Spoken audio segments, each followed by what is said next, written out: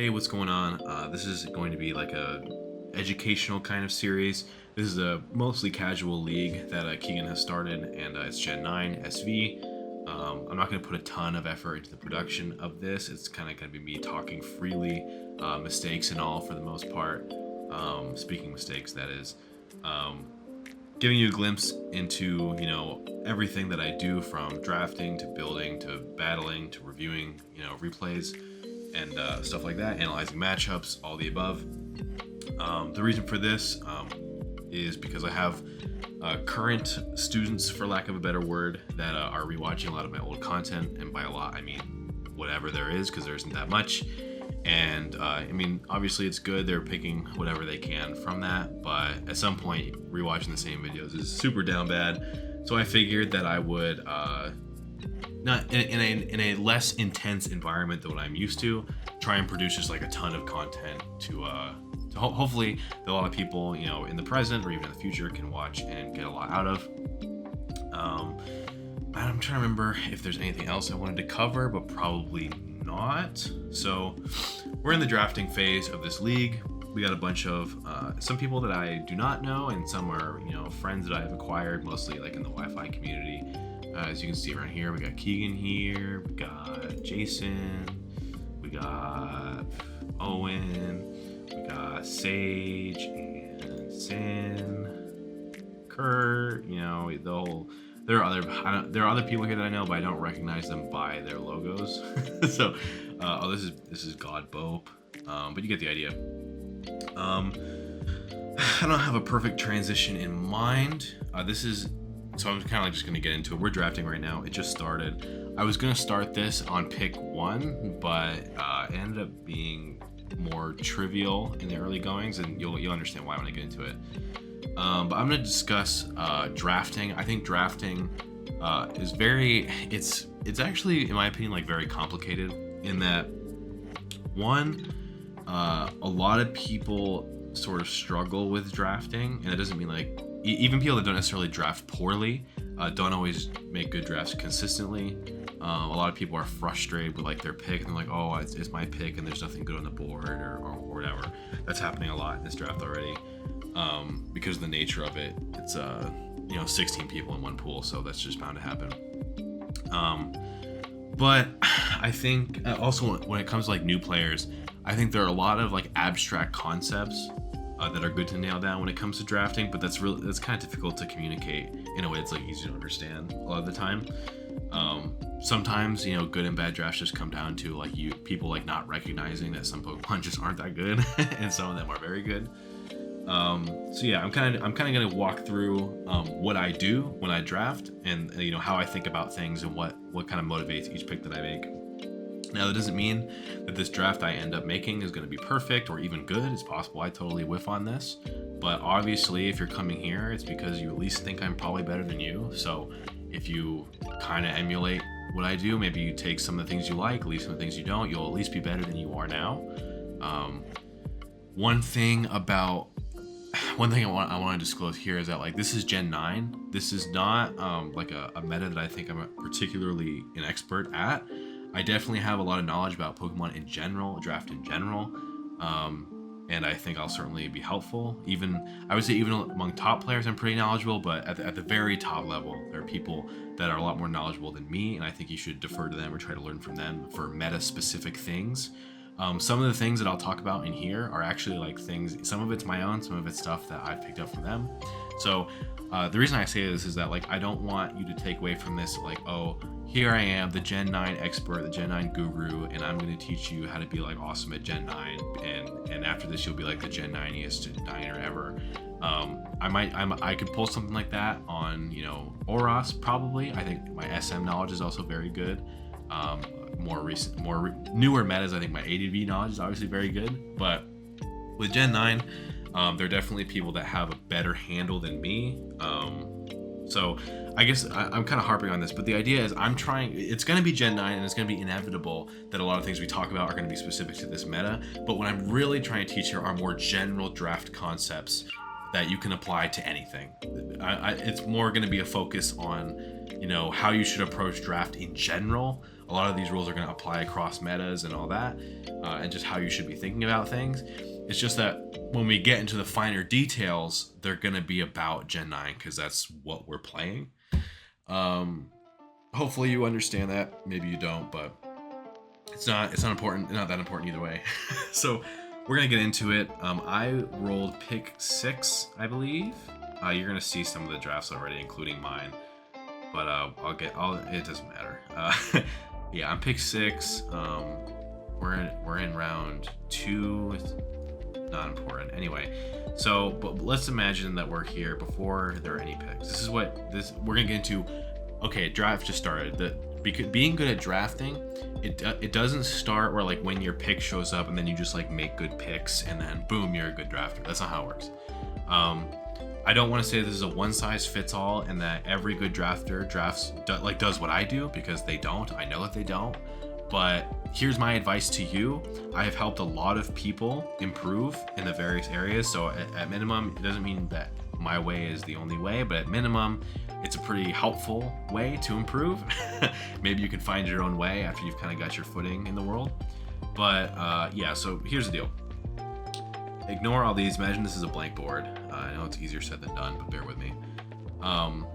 The first thing, this is a tricky concept to explain, but the first thing about drafting is you need to be a person who thinks about the drafting or Pokemon in general, competitive Pokemon in general, in terms of metagames. Now, what does that mean? Obviously, in terms of like the cartridge components of the game, there's a certain amount of Pokemon. There are certain, you know, maybe clauses that might ban this or that. Pokemon learn the moves that they get. They have the abilities that they get. These are tangible things that are fixed parameters of the game. Metagames, I'm going to give a simplified definition, but metagame refers to the standard ways in which people tend to behave with certain mons and in relation to certain mons. So a good example of this is like in the Oras and SM metagames. As a matter of, you know, physical reality, something like, you know, Megalopony is like really good because it's fast and strong. But in terms of the way people behave in those metas, things like bulky psychics that can run helmet in those matchups, like you know, there's Cresselia, Reuniclus, Uxie, Mew. There's also Granbull. It's a very popular low tier. Because these Pokemon incidentally find their way onto drafts so often, they're effectively staples. It becomes the case that as a result of how people behave, Megalopony's not that good. Now, I wouldn't be hyperbolic and say like, oh, it's so shit, but basically its viability is more because of how people behave than anything else. And so metagames, you want to be thinking not only just, you know, what Pokemon are good, what Pokemon are bad, but how people behave with these Pokemon is something that's going to inform that. Maybe you'll get that right now, maybe you won't, but that's kind of like what we're going to be talking about. So, talking about the metagame, again, we haven't started drafting yet. We can look at the board here. The first thing you should do is look at the board. There's a lot of analysis to be done about looking at the board. The thing that's important, and I forgot, this is actually where I was going with this, but in terms of the metagame, what's important before you enter the draft is that you need to know how you personally feel about the metagame. What does that mean? That means you need to enter a draft with opinions. Now, it doesn't mean that you shouldn't be open-minded, that your opinions can't change, or this or that. But you need to enter a draft with opinions about what Pokemon you like, what Pokemon you don't, what roles and utilities you think are important, and stuff like that, basically. Now, it's true that you're only going to be as good as far as your takes are good. You know, the idea that the Pokemon you think are good, the Pokemon you think you don't, how correct you are is gonna affect a lot on how good your draft is. What roles you think are important, how correct you are is gonna affect, you know, how good your draft is. That's all true. But I guess what I'm saying is, like, you don't really even have a starting point towards getting towards the skill of drafting if you don't enter a draft with these things in mind. Because what many of you do is you enter a draft and you are like a total blank slate. You haven't thought much about any of these things. it's true that you have Pokemon you like, Pokemon you don't, but you don't think about it that much. And your pick just comes up and you're like, oh, I'll just look at the board. Oh, Meowscarada looks cool. Okay, I guess I'm gonna take that. And now it's gonna be a day before the pick goes and comes back to you. You're not even thinking about it. Now it's like round 2 and you're like, GU, that looks good. And then you move on, Gliscor. And then suddenly you have like an assortment of Pokemon. Maybe it all works out and it happens to be cohesive in a cool way. Maybe it doesn't. But what many of you do is you find out like week 1, like, oh shit, I don't have defog, or oh shit, I have no water resist, or stuff like that. And you can easily remedy those things if you're just thinking about it. Now, obviously, I'm being hyperbolic, but there is some pre-planning and pre-thinking that's very helpful. So yeah, when I say like have opinions, you should have opinions, but you should also have an open mind, which means like going forward from draft to draft and throughout your draft career, you should be observing your own games, your own builds, other people's games, and, you know, kind of amending your opinions. Like, you know what, actually, you know, Goldango's better than I thought. Maybe I should put it on my list of Pokemon that are worth drafting. And, you know, actually, I'm not gonna say about Tinglu. Actually, I drafted Gouging Fire. I thought it was really good, but actually, I don't think it's that good. So I don't think I'm gonna put a high priority on my Pokemon list to draft like in the future. You should have like kind of enter with opinions, but never be so closed off. Like, I am certain that Tornadus is shit, and like just don't do that. Be flexible. So let me think. Is there anything else? What else do you notice about the board? For example, let's say you decide that, you know, removal is important. Let's look at the removers. There's Great Tusk. Now it's likely that this is going to get taken. Pick 1 or 2, most likely. So you're probably not going to get that. I'm pick 6, so I'm definitely not getting that. We can go to Terapagos has spin. Not a Pokemon that loves to spin that much. So I kind of feel hesitant about, you know, drafting in a way like, oh, my spinner is my Terapagos. But I mean, it does technically get spin. This thing will technically go in the middle rounds, probably around 1, 2, 3, 4, 5, 6, 7, 8. But really, it's probably better than some of these, so it's probably more like a pick 6. Maybe that's gonna fall to me. We'll see. There's Treads. Now, Treads is a very cool Pokemon. It is. A lot of people do think this price is a little steep. I personally don't care that much about price in general, but if that bothers you, something to think about. But we're at like 2 true spinners right now. We got some Foggers. I don't actually in Gen 9. I don't remember off the top of my head who kept Fog and who didn't. So bear with me. But the point is, I want you to be aware. We're using removal as an example, but I want you to be aware of where the removers are, how many there are that you like. Like, for example, it's not useful to just count every single remover. I mean, look, it's technically true that where is that fucking shitter? Where is that dog ass Pokemon that I can't stand? It's technically true that Serena is here, but I'm never gonna draft and be like, oh, I can wait. If I think removal is important, I can wait forever because there's always gonna be a Serena waiting for me. I don't fucking want a Serena, so this doesn't count. It's like pretend this thing doesn't exist. Where's the cheapest remover that I like? I think Blastoise is cool, so maybe there's 8. This Pokemon might go in round 5, 4 or 5, probably 5. So something to keep in mind. I think Conkeldurr retained Defog. I think Cyclizar is okay. So maybe that's something to consider. But be generally aware of the Pokemon that you like, where they are, what rounds they'll be in, how expensive they are, and all that. You don't want to like be in round 5 and then be like, oh shit, don't have a remover. What's around? Oh, guess it's Braviary because I wasn't fucking thinking about it. You don't want to do that. So that's just an example. I mean, removal is typically a role that's important. I don't think it's as important as other people do because Boots is based. But SV is kind of hazard. I don't want to say hazard centric, but hazards are pretty relevant. So if removal is something you prioritize, and I do somewhat, then think of that. But yeah, whatever roles are, do it with everything. Like, for example, I'm going to do a couple examples after this. But yeah, you want to be aware of the things you think are important. Where are they? How many there are? What rounds are they going to go in? And that's like an awareness that you need to retain rather than like figuring it out in the moment. And then you're just likely not to make the best pick you can make if you're not thinking about this in advance. I really took like 20 million minutes to say that simple sentence that should be intuitive, but I guess it's not. All right, what are some other things? In this particular meta, we have Terra. Now, in this sheet, I think this is the Smogon seasonal dock for the most part, with a couple extra bands. Some things get moved around.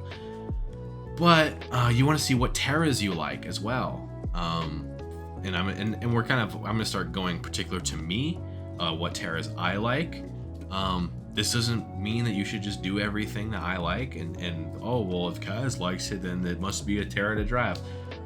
Don't do that. I mean, I'm sure it's, again, I'm a good player. I'm probably better than you if you're looking for advice from this video, but that doesn't mean that like you should retain every single thing that I do. Try some things out for yourself. Try and come to your own opinions. Be flexible in those opinions. But I've already done some of this homework, so I'm kind of gonna go through it quickly. But what I noticed is that not only do I like a lot of the Terras that are up here, obviously I'm not gonna get Tusk. I wouldn't get Terra Meow. I wouldn't get Terra Gren, even if it came to me. I like Terra Torn, Sneasler Band. There's nothing else here. I don't love Chi-Yu, but it's definitely good enough for me to draft. Not interested in any of these Terras. I wouldn't take Urshifu.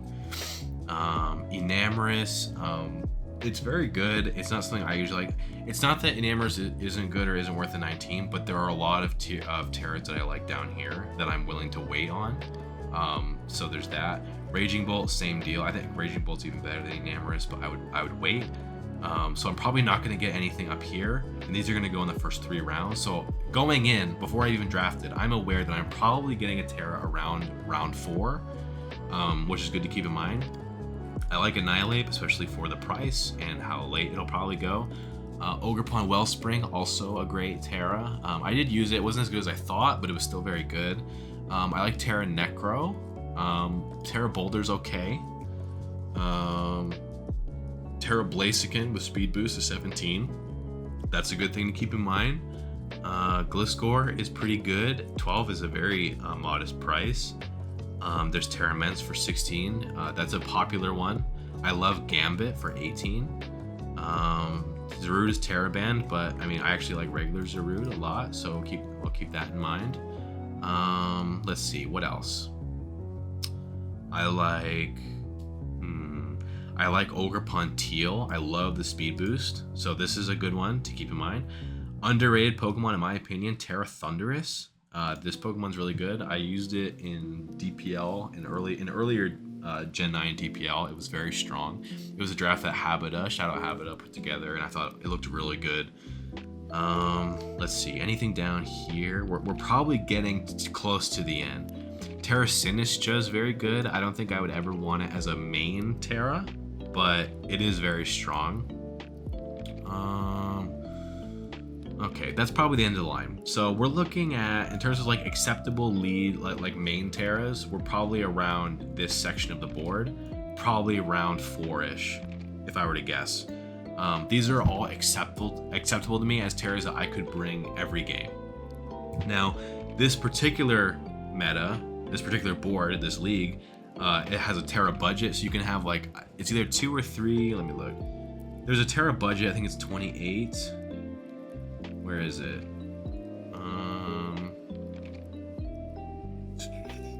I can't. Last time I tried to find this, I couldn't find it either. 28. So there's you can have up to 3 total captains that add up to 28 points after Terra tax. So there's probably going to be a main Terra and then a lower Terra that's still very threatening.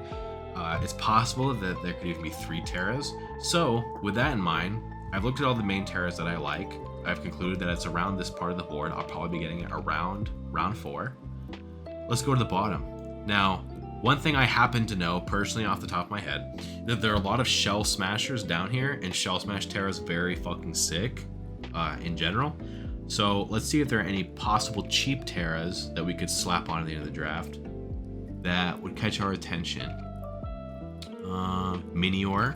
This is a good one. I recommended this for Jason. I forgot what league it was. Might have been I don't remember. It might have been. It was like months ago. But Shell Smash Terra Minior was very cool. That's a possible like 2 that could be fun to spend. Anything else? Nope, I don't think so. Any 3s? Let's see. Terra.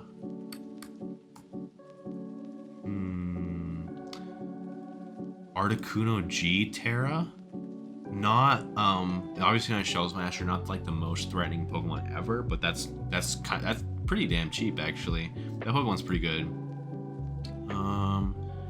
Let's see. There were some others. There's Poltegeist, Terra Teapot. That thing would be Shell Smash and then Shadow Ball plus Terra. That probably will hit everything. So that's a cool one. Shell Smash Torterra is a point more than Poltegeist. Let's see what else. Now, by the way, like I pointed out, Articuno Galar, not every single thing here has to be Shell Smasher. It's just in my own intuition, a lot of the cheap Shell Smashers that make for good budget Terras are down here. There are other Pokemon that may be cool, like Regidrago for only 6. I really like this one. I'm probably gonna have my eyes on this one as a potential one. Let's see. Terra Iron Leaves is very good. Let's see. Terra Braviary Hisui for 7. That's not a bad price by any means, but there are better budget ones than this, so I probably won't go for this one. Like I could literally pay. I could get an Articuno Galar again, not the same mon because of Esper Wing, but it's literally 4 points cheaper. So like I could do this. Let's see. I feel like there were more when I went through this. I could be overlooking some. We're up here now. These are 6-pointers, I think. There's Terra Reverum, but I think that might be more. Where's Rev? I don't remember. But yeah, now we're in the 7s here. These are probably like more expensive. So these probably like we're probably done in the true budget territory. But so I'm aware that there are several very cheap, Terras that I can slap at the end. So that's something to keep in mind. If I were to guess, it would probably, I love Regidrago. That's like my favorite one. If I were to keep that in mind. So yeah, now here's another thing. So we went through like other important rules like removal. We can also do rockers. Fuck it, we'll do rockers. Great Tusk, Tinglu, love Tinglu, Iron Treads, Landorus. I wouldn't count this other Landorus as a rocker that much. Same for Annihilate. Jirachi runs rocks a lot, doesn't have to. Glamora, true. I actually am not a big Glamora 8-mon guy, so almost certainly will not be taking Glamora. Necrozma also has rocks. I don't remember if I mentioned that Gambit's here. This is a Terra I like as well. Anyway, Necrozma, Crocodile, Ogerpon, Cornerstone, Shocks, Uxie. Okay, what else do I like? I like DOD is solid, not amazing, but solid. Homo's cool. I wouldn't want to use Rocks Mew that much. Swampert's cool. 10 is not that bad. I actually really like T-Tar without any of the Sand Sweepers, like no drill or anything. That's a cool Pokemon. Tinkaton. Tinkaton's not as good as I thought it was going to be once upon a time, but still good. Let's see. Empoleon's not bad. I love Klefki as well. Gets spikes, not rocks. Wheezing G also very good. Let's see. I hate Terrakion. Let's see. Don't love Clodsire. I don't think it's that good. What about 7? Basically, I'm looking for rockers that I would be comfortable bringing to every game, and it looks like that's gonna stop around 7. I like Rhyperior. Rhyperior's borderline, like really pushing it, bringing a Rhyperior to every single game. So around 7. A lot of the other rockers are kind of mid, so I'm thinking if I want to have 2 rockers, I probably want to have a spiker as well, but I'm probably going to get all of them 7 or higher, so I should keep that in mind. This is probably going to be round 6 at the absolute latest, but probably even earlier. I just noticed Infernape is 8. That's cool. So I should keep that in mind. Let's think of another thing that I think is important. I like something that I refer to personally as anti-Mickey. Now, what is anti-Mickey? In general, there's a concept that not many people talk about other than me, and that is meta volatility. What is meta volatility? That's basically what about the particular meta makes it so a game can like very quickly get out of hand in one direction or another, oftentimes regardless of how the turns before it went. So I'll use a hyperbolic example. How often are you like outplaying your opponent, or maybe it's at least neutral for a lot of the game, and then suddenly like one thing either goes wrong or just goes like a little awry, and then your opponent like just totally fucking won. They're somehow like +2, +1 because they like had weakness policy DD on something, and now it's just over. Basically, how quickly the match result can just turn in one direction very, very quickly is what I would call volatility. I think this started especially in Gen 8. I think Gen 9 is extremely volatile. The way you counteract this is actually, hold on, I'm getting ahead of myself. I refer to volatility as almost interchangeable with Mickey. In other words, like you said, oh, this guy Mickey'd me, he cheesed me, or whatever. That's Mickey. Anti-Mickey is there are like certain tools that various Pokemon have that are good at stopping Mickey in its tracks. For example, there are Pokemon that are so fat that they kind of always live one of like any hit, even at like +2. And obviously there are exceptions. Like here's an example. The Dunsparce is probably always going to tank one and get a glare off. That's like just generally true. Not always true. Lax is kind of similar. Like it's probably not going to get one shot. So and especially against like special Pokemon, like it's just not. It's going to stand in the way of those Pokemon. Grimmsnarl has Prankster T-Wave, Prankster Screens. Prankster in general is very anti-Mickey. Same with Klefki, similar situation. And there's way more than I'm gonna remember in this exercise, by the way. What more ways to Mickey? Ogerpon Teal, I consider anti-Mickey because when it terras, it always gets a +1. So usually if your opponent is like setting up and getting cooking, your Ogerpon's probably always gonna outspeed and hit it very hard. So that's like the main reason I like Ogerpon Teal. Grass as an offensive type isn't very good, so I think like it's particularly good because of the anti-Mickey quality of the speed boost when it terras. Other anti-Mickeys, this really strong Sucker Punch from King Gambit can be anti-Mickey. I think you get the idea. Some cheap anti-Mickeys. One of my favorites, Big Sableye, Prankster Encore. I don't think Whimsicott is as good at this because its typing is so bad that if like one thing goes wrong, that thing is dead. Doesn't come in as well either. Whereas like Sableye can like Encore lock into so many different things. It can lock into setup, it can lock into normal move or fight move or whatever. So I like Sableye as a good cheap anti-Mickey. There are others that I'm trying to remember. In a more vague sense, like just things with Intimidate can be anti-Mickey because they stop they just immediately deter Dragon Dance like right away. That's probably even Priority sometimes can be anti-Mickey. Tinkaton is a fast Encore, sometimes that's anti-Mickey. Yeah, not everything's going to be anti-Mickey in every matchup, by the way. It's going to depend. But some things are more universal than others, like Prankster. But yeah, basically, how important is anti-Mickey? Extremely important. And there are varying degrees to which a Pokemon can be anti-Mickey, and it's going to be matchup dependent too. But I like to load up my team with as much anti-Mickey as possible. So obviously you still want to cover all your other roles. You want to get things that are good and all that. But things that have anti-Mickey qualities, it will always help you. Because when things get out of hand, you're going to have some tool in the kit. The game's not going to be totally lost because you have some random to Dunsparce that's going to live something in Glare, or whatever the case may be. Dondozo has Unaware. This would be good if Dondozo wasn't a heaping pile of trash, but unfortunately it is very bad. You get the idea.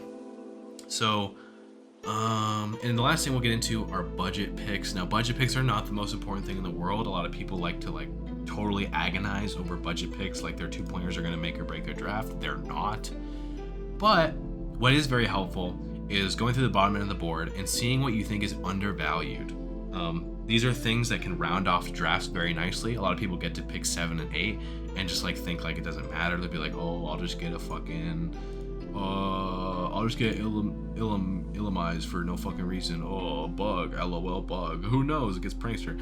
You should be very intentional about all your picks. Everything has a role. Everything can be helpful. And also, it's just always the case that when it comes down to lower tiers, people rate things differently than you do. That's just how it is. And so you're always going to find Pokemon down here that you're like, damn, why is it so cheap? Like, for example, everyone thinks Orthworm is shit. I think it's good. Now, it doesn't matter if you think I'm right or if you think I'm wrong. Doesn't matter. Earthworm for 2 is a sexy pick 8 for someone like me. And it's good for me to think about that, because not only when a pick 8 comes, I don't do something sloppy like, oh, promo pass, blah, blah, blah.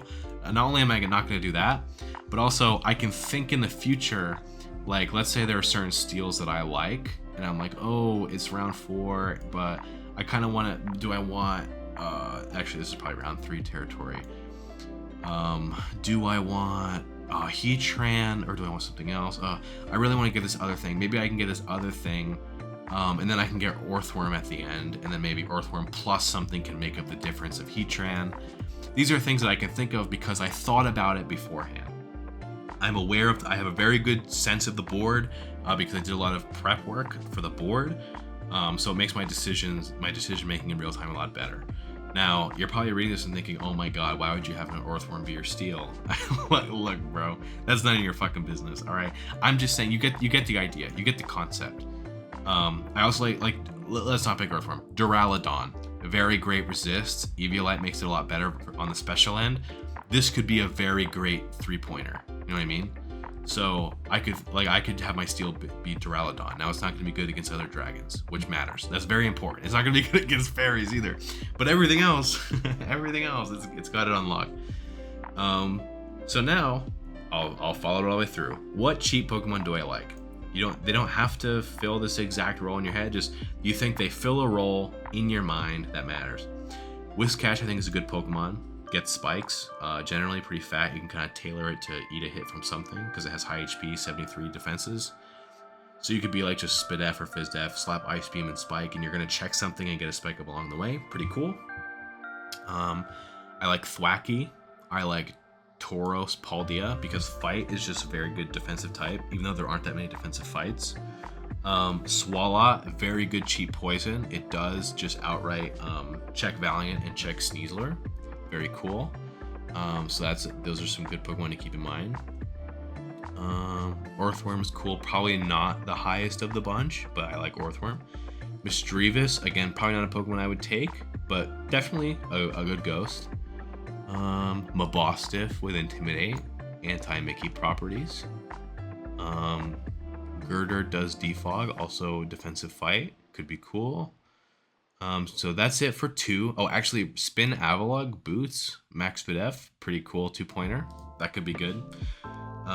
What's in 3? Articuno, we talked about that. Charizard's pretty fucking strong. I don't think I would use it, but pretty strong. Ditto could be cool. Why are there... Hold up. Did I just troll? Oh, I thought there were 2 Duraludons. I already talked about Duraludon. Leafeon, I don't think defensive grasses are as valuable in this gen as they are in past gens, but if you ever need a sturdy ground resist, you got a Leafeon. That's a good one. Palisand's okay. What else? Spiritomb is a good fighting type eater, but a lot of these fighting types have other moves for this. Like, a lot of the meta's premier fighting types have like some weird shit for Spiritomb, whereas they don't in prior gens. Tauros is very strong, underrated and strong. So probably don't draft this, but for 3, shit, pretty damn strong guy. I've used it before this gen. It's good. 4-point Zoroark, very cheap, could be interesting. 4-point Registeel. I hate this Pokemon. I actually hate this Pokemon. But it is 4, so... I mean, shit.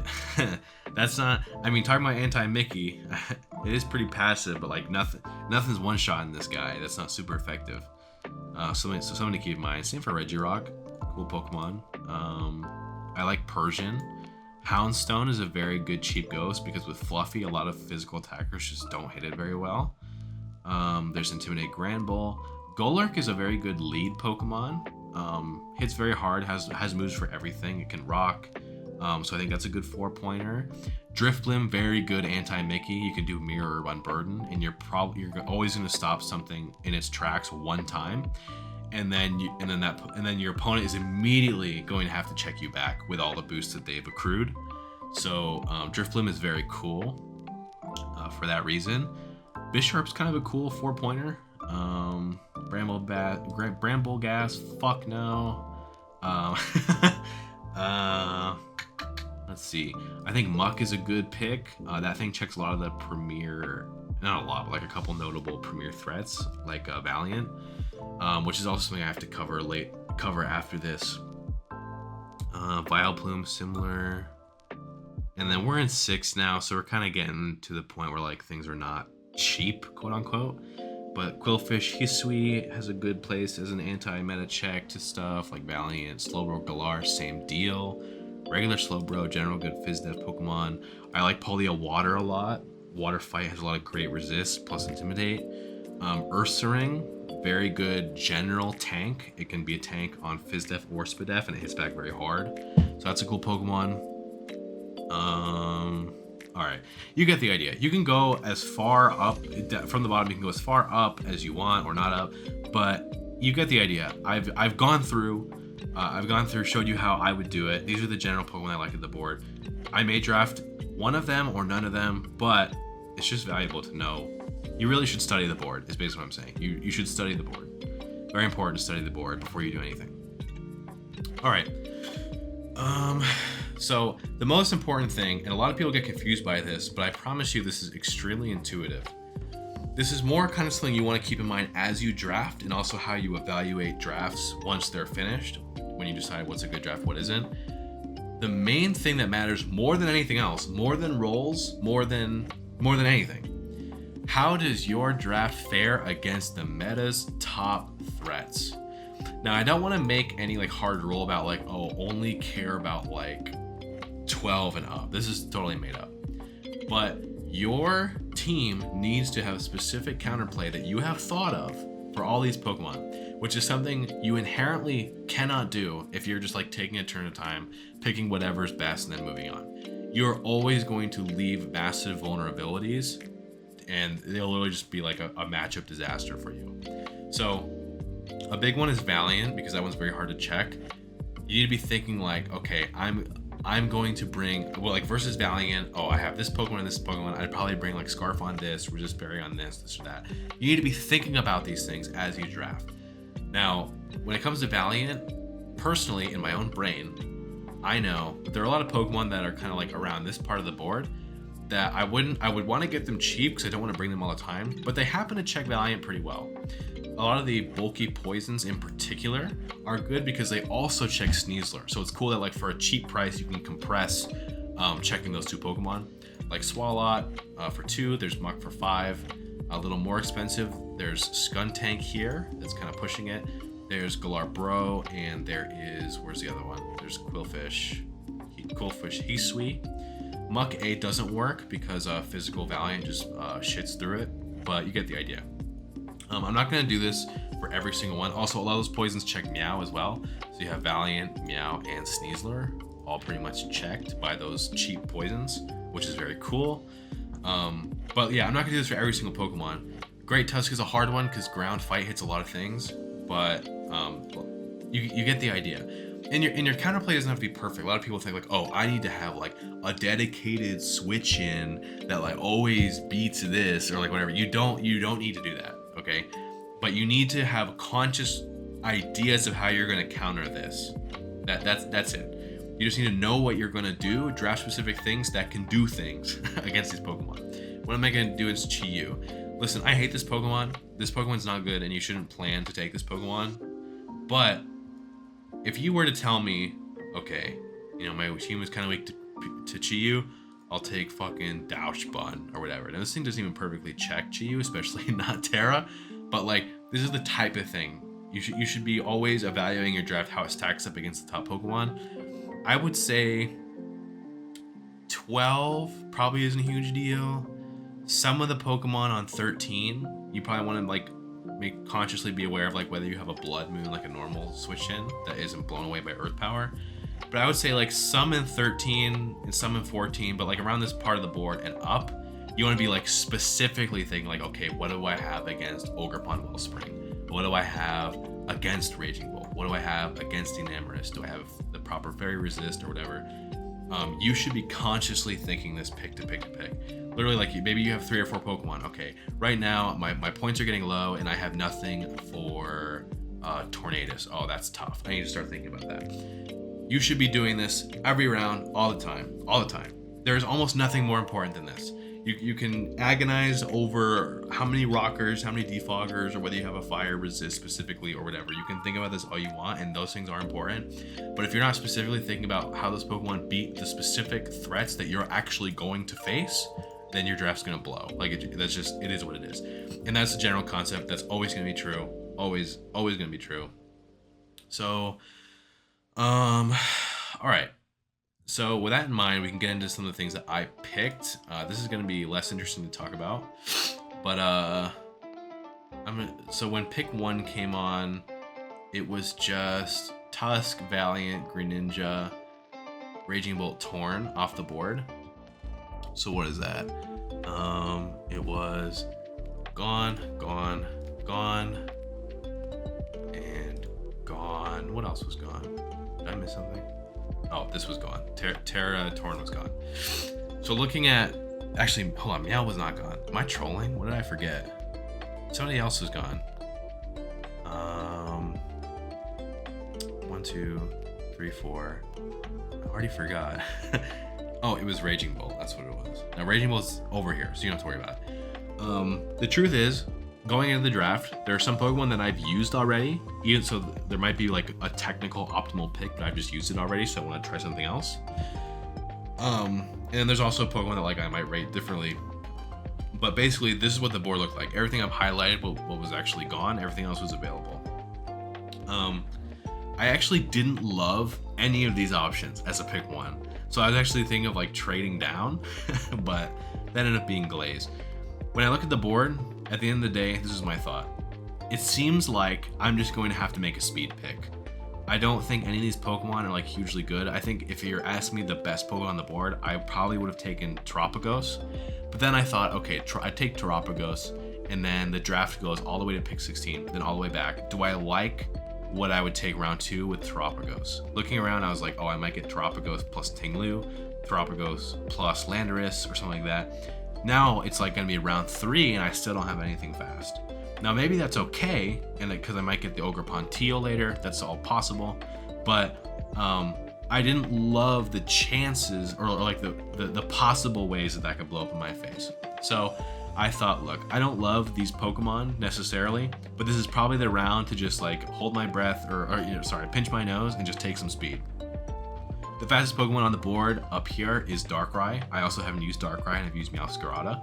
Darkrai is also like 2 points faster than Meowscarada, so I just took Darkrai. That was my pick 1. After that, a lot of picks happened. The board basically looks like this. I think only a couple picks happened after mine. Samurott, Bundle. So yeah, looking at the board, there were a lot of Pokemon I wanted. I wanted one of Tinglu or Landorus. They both went, so that was unfortunate.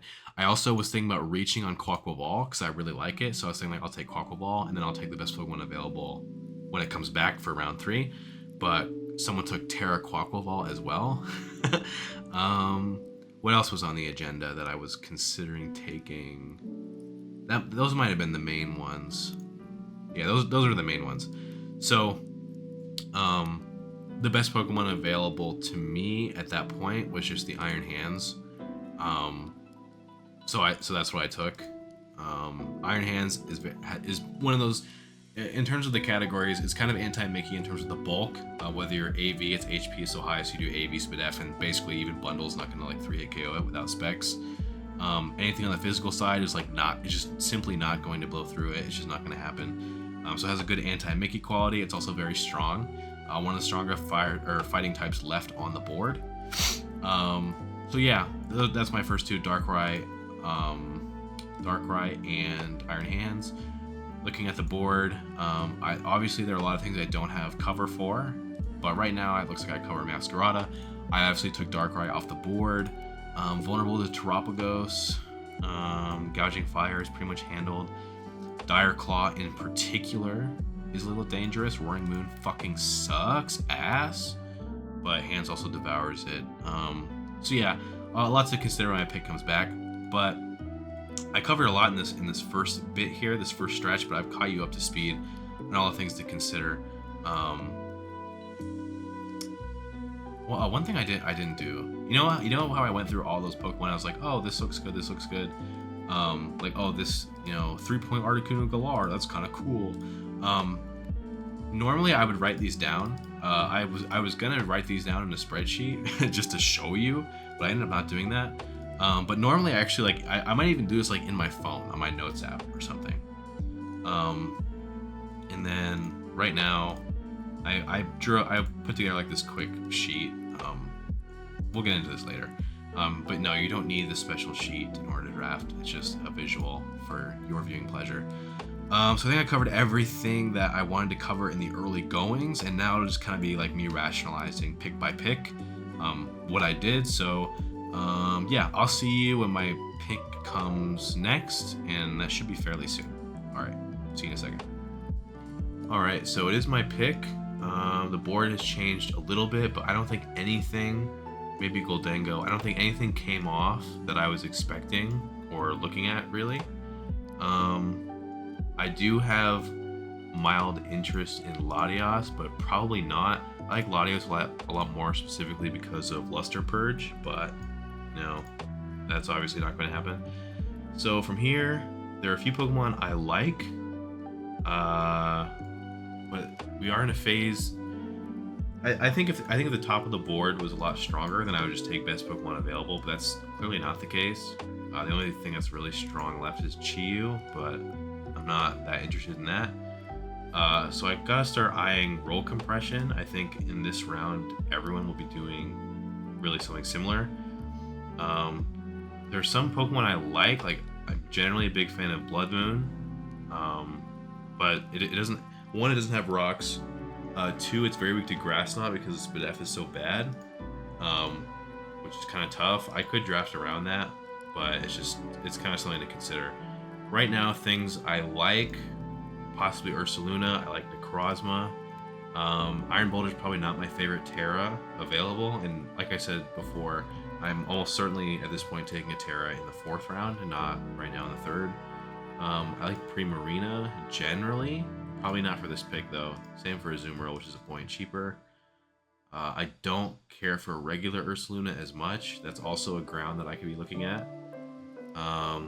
Like I said, there are a couple Terras that I like that I'm going to wait on. There's Crocodile, big Screamtail guy, Uxie, and I actually... So, Zarude is Terra banned, which is like the main thing why people like it, for obvious reasons. But I like regular Zarude a lot as well, but again, or not again, but like other things I've said here, I'm not taking Zarude this round. It's not a high priority. There are other Psychics that I have my eyes on, at least compared to Necrozma. Main thing I have in mind for a Psychic is looking over here at the top end of the board, like I was talking about before. There aren't many Pokemon that can reliably check Great Tusk, and there are a handful of Psychics that can do that, and I would prefer to have one of them than to not have one of them. I mean, it's not the end of the world. There are going to be many drafts that are going to have to do that, but I don't want to be one of those drafts. The Uxie is one of these Pokemon that can do it. Screamtail, sort of. It's not, immune to Headlong Rush, which is kind of a problem. But, I mean, realistically, if you were a Fizz-Def set, you probably could do it at least once or twice. But I think in the long term of the draft, for a Psychic, I'm looking at Uxie. I'm looking at maybe even Cresselia. as like the main things that I have my eyes on. So that takes Necrozma off the board. And really, if I either take Uxie now, Cresselia later, or maybe I wait when it comes back. One thing I do notice, if you look after all these grounds are gone at the top of the board, the rest of the grounds, so like Ursaluna Blood Moon's good, as I said, but other than that, the remaining good grounds are Crocodile and Sandy Shocks. One is clearly better than the other, in my opinion. The main drawback of like Blood Moon, especially in the context of like putting a draft together, is it does not get rocks, whereas the other two do get rocks. Sandy Shocks even get spikes. But if I don't get one of these grounds now, it's very likely that one or both will not make it back. And then my ground, if you look like in 10, the grounds are Pert is a solid ground, not really my favorite ground, but that would probably be what I'd have to do if I let a ground go here. I think I kind of want a different water though, if I'm being real. Other grounds include Mamoswine, hell no. Dugtrio doesn't even count. Hippowdon, fuck no. Rhyperior doesn't really count. You get the idea. So with that in mind, I think you take a ground now, and I think not taking the ground now would be a pretty big mistake. So yeah, trying to make sure. Look at the other teams. Here's Lando, Garchomp, Tinglu, Landers T. So a lot of my other opponents have already taken their ground, but there's definitely too many that have not still. I do know that Gliscor is going to come off the board in this later in the third round. It just without a doubt it will. I know multiple people that have their eyes on it, and also it's just kind of that good. I don't necessarily want it as much, but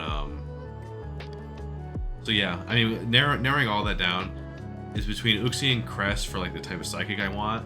And given that I'm satisfied with either option, I can certainly wait. I think Uxie will even make it back, but if it didn't, I mean, I'd obviously be fine. And then if it's Crocodile or Sandy Shocks, I definitely want Crocodile more. So that kind of simplifies it. That's just gonna be my pick. There are technically better Pokemon if you're following like the best Pokemon available philosophy. Something like that could have been Latios maybe, Ursaluna Blood Moon, Necrozma, but I just don't think any of these are so compelling compared to like just securing good rolls in like the more mid tiers. I don't think the 13 is like so strong that you have to do that. So I'm gonna go ahead and type in Crocodile, and yeah, you can catch my next pick in a few. All right, so we're back. It is round 4. Some interesting picks. Pheasantipede just went, Rillaboom just went. I don't think anything that we cared that much about went.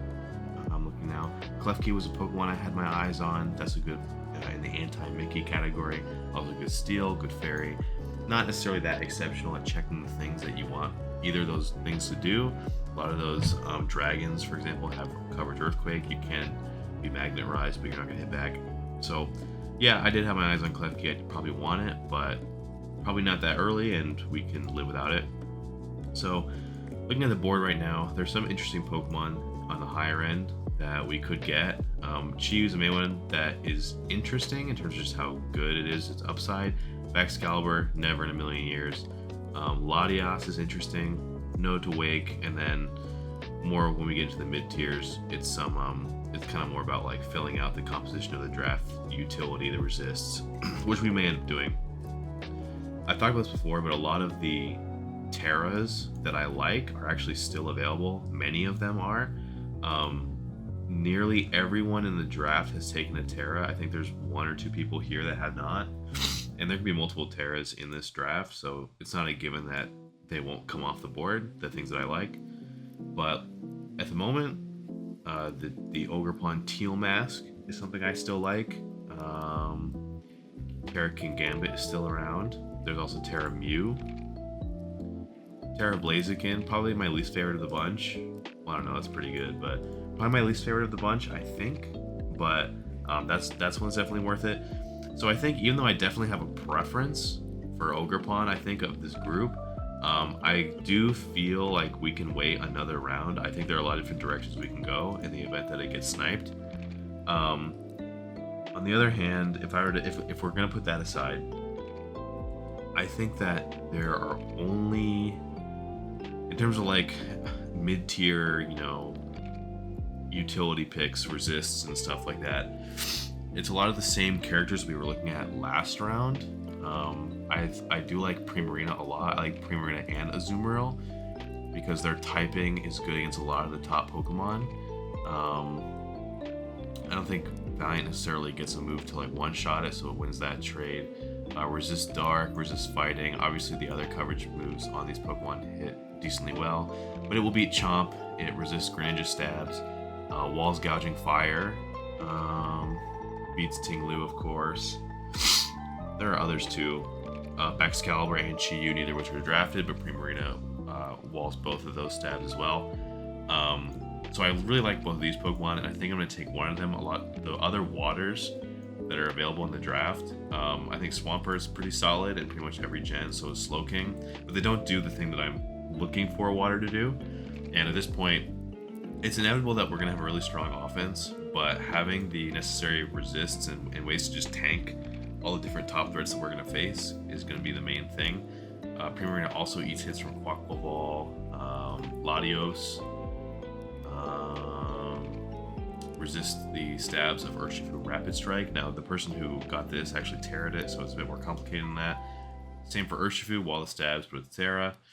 You get Kyurem, obviously there's Freeze Dry, but you get the idea. I think these Pokemon are extremely valuable in terms of their resist, and I think we can wait yet another round on Terra.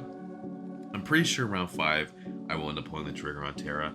Looking at the draft planner, I have down here Regidrago is something that I definitely want. It's very cheap. I think this Terra is extremely strong, and if you don't run this Terra, it's just Dragon has a lot of great resists and it's a good wall breaker, so it doesn't have a lot of like terribly passive turns, so I think this Pokemon's really good. So at the moment, I'm pretty sure I'm going to pull a trigger on Primarina. Only reason I prefer it over Azumarill is because you can switch in Primarina on Scald and the burn won't matter that much, whereas Azumarill is kind of irritated by that. So I'm thinking of pulling trigger on Primarina. A few different directions that we can go. In my ideal situation, it'd be Ogerpon. Looking at the steals, there actually are not a lot of good steals on the board right now. There's like Bronzong and 7. I don't have to even run through all the steals too. There's Scarm. These are, not Scarm. Klefki went, that was one I liked. I talked about that earlier. Just looking around, I look at the end of the board. I don't remember if I mentioned this when I was going through the low tiers, but I'm pretty sure I'm going to have my eyes on Registeel. I think it's not amazing, especially not in this gen, but 4 points for Registeel. I think that's going to be a good Pokemon for us to work with. So we'll put that here for now. Adds another rocker. So we're looking at 10 points. Right now, this squad is pretty vulnerable to Great Tusk, which is why I wanted to get one of those Psychics I was telling you about as my last one. Uxie is too expensive at 11, so it'd probably be Cresselia at 9, and it would look something like this. If we were to not go this route, one Pokemon I was interested in, I like the prospect of getting like Thunderous Eye with Terra. I think that Pokemon isn't rated very high, but I think it's really good. And then you get like another 16-point Terra with it. You're still weak to Great Tusk, so it's kind of questionable. Like I could jam a Latias on there and not spend 2 points. There's Necrozma. I'd have to workshop this one a lot more. Let me see. We got like Kingambit. That one's 18, so that would look something like, this would also be a Cresselia. Okay. This team is substantially slower than the other iterations that we've kind of gone through, and I'm not necessarily committing to this draft plan, but it's going to be roughly something like this. These are the roles that I want to cover. It has a lot of tanks that can take hits even from the really strong things, can get T-Waves off, or trade, they live a hit, KO back, whatever the case may be. But in any case, I'm thinking Primarina is probably not going to make it back to me. It's too valuable to give up, and then I'm probably going to take whatever Terra makes it back to me in the end. And so basically my 2 Terras are going to be like Terra this and then Regidrago, whether this is Kingambit or Ogerpon or even Mew. I think Terra Mew is only like 13, so that's something that's interesting. We also wouldn't have as much of a need for Cresselia if that happened, so we could do something like this. where these are Terra. I'd have 3 points, so I could move something else up. Not sure what that would be. This actually looks pretty strong too. So yeah, in all relevant cases, we're looking at Primarina next. So I think I'm just gonna take it, and we'll see for my next pick, which should be coming up soon. I'm pick 6, so the wheel isn't that long. So all right, so we're back with pick 5. There's a lot to talk about actually, because I did some work behind the scenes. But before we get into any of that, there's actually a concept that I wanted to get into and I forgot to, and I don't want to get too far ahead of. I don't want to get too far away from, you know, that part that I'm going to talk about. So, imagine, I'm not going to say imagine, this is more relevant to like round 1 and round 2, and maybe round 1, 2, and 3. One thing you'll hear a lot, and again, this is my opinion, but this is something I would assert as correct, and I'm just like very confident that I'm right. And this is a general draft concept. You'll probably hear people disagree with me, many that are even other top players will disagree with me, but I promise you I'm right. So one thing that people say all the time when they're drafting, when people like try and get draft help from me or whatever, is they'll have like their round 1 Pokemon. Like let's not use me for an example. They'll use we'll just take Keegan Iron Valiant. This is kind of a silly example, but you'll get the idea. And so I'll be like, okay, I took Iron Valiant, and now it's my round 2 pick. And they'll ask this question. This is the worst question ever. Don't ever, there's a good chance that if you're listening or watching, you've asked this question before. After this day 4, you'll never ask this question again. Okay, so it's round 2. What pairs well with Iron Valiant? All right, never do this. Never ever do this. So where does this come from? The idea that Pokemon pair together or core together, or that you should get pairs to your round 1 pick to, you know, where does this idea come from? This broadly comes from well, let me take a step back. I can't tell you exactly the genesis of this line of thinking, but this is my best guess. Obviously before draft, and this still exists too, it was anyone just played Smogon singles or whatever, and there was a concept of cores. Now cores obviously exist in draft as well, sort of, but it's a lot more of an elusive term in a draft context, in ways that many people do not understand, which is in ladder, the metagame is, they're very different. There are different components to the metagame in ladder, or like in Smogon singles, that make cores more relevant, which is like in Smogon you have a metagame, let's say OU. There's a set amount of Pokemon, maybe I'm just pulling numbers out of my head. There are like a set number of Pokemon that are in the metagame. It's like around 30. Realistically, it's more like 18, 17, 16 Pokemon are like extra prevalent and are being seen on every team, making up most teams. Maybe I have that wrong, maybe it's closer to 20, but you get the idea. And because this is the case, because everyone has access to these Pokemon, unlike in draft where only one person per pool has access to something, there are general norms about how these Pokemon are played, what sets they run, what Pokemon they're usually on teams with that support them well against the meta of this group of 30-ish Pokemon, whatever the case may be.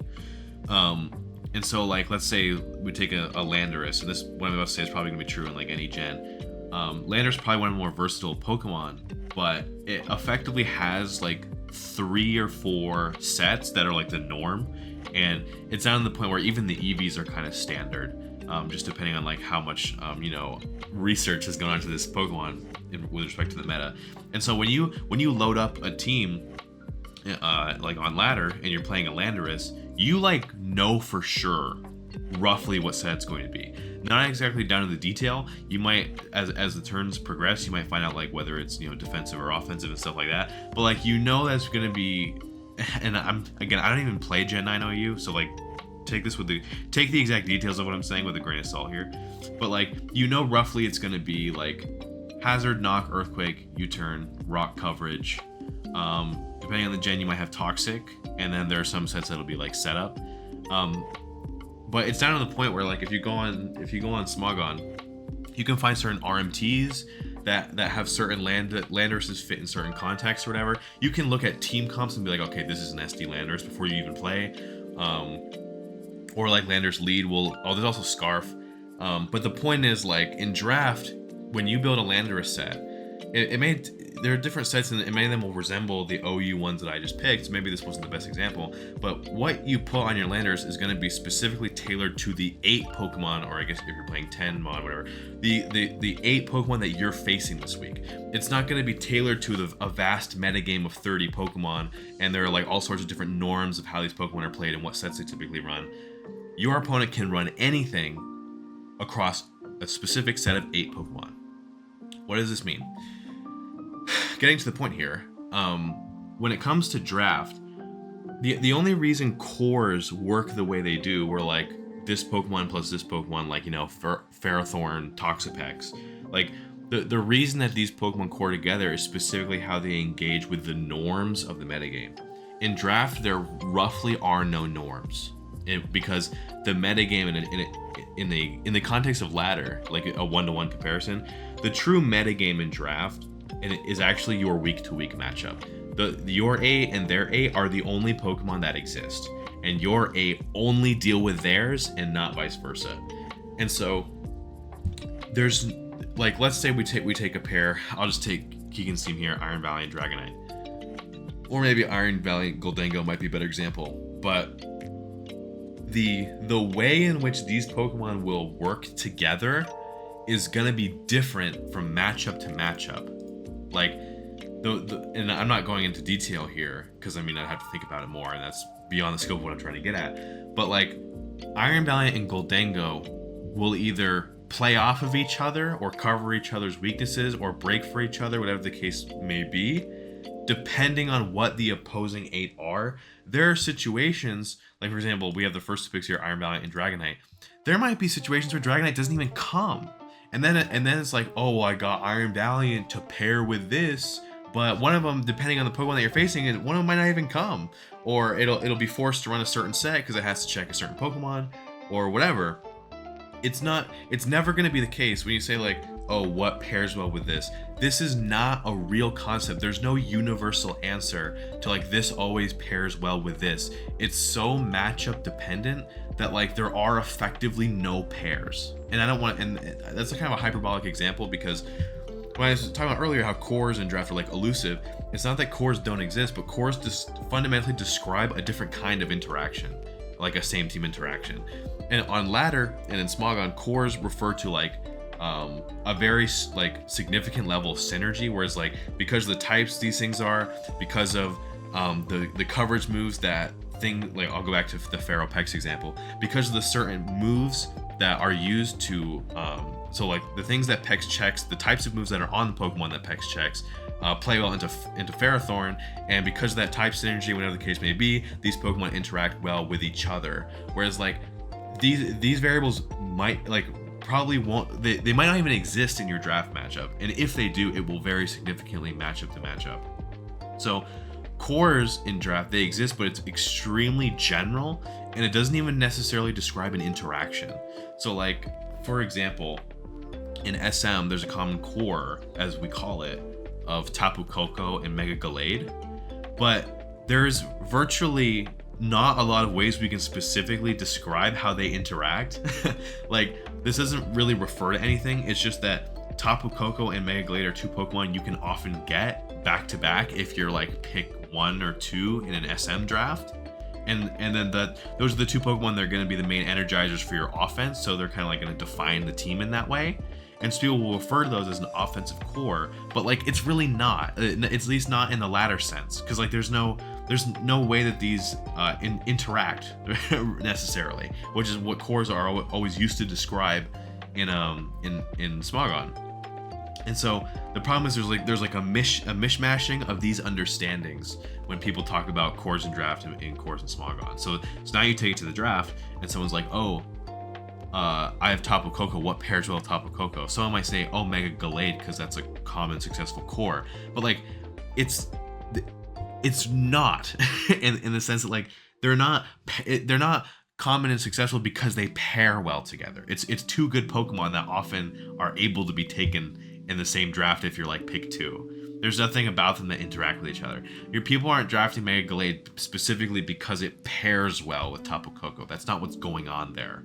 And that's basically what I'm trying to get into. So when you have a first round pick and you're like, okay, what pairs well with Great Tusk?